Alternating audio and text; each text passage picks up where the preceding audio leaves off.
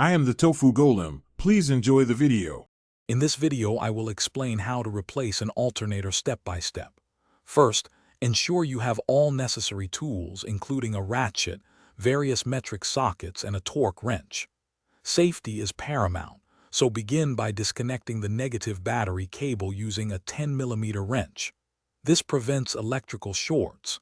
Next, identify your alternator, usually found on the front of the engine, often near the serpentine belt. Proper preparation makes the entire process much smoother and safer for you.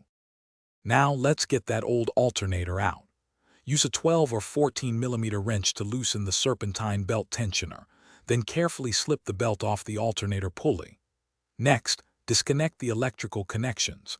There's usually a main power wire with a 10mm nut and a wiring harness to unclip.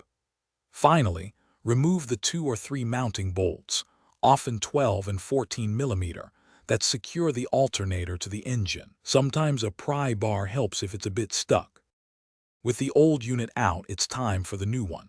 Carefully position the new alternator into its bracket and loosely thread in the mounting bolts. Do not tighten them fully yet. Reconnect the main power wire, securing its 10mm nut, and then plug in the electrical harness. Next, route the serpentine belt correctly around all pulleys, including the alternator. This step can sometimes be tricky, so double-check your belt diagram for proper placement. Almost done. Now, adjust the serpentine belt tensioner until the belt is firm, allowing only about 1/8 of an inch of play. Tighten all alternator mounting bolts to their specified torque, usually between 20 and 25 foot-pounds. Reconnect the negative battery terminal with your 10mm wrench. Finally, start your engine and check your dashboard for any warning lights.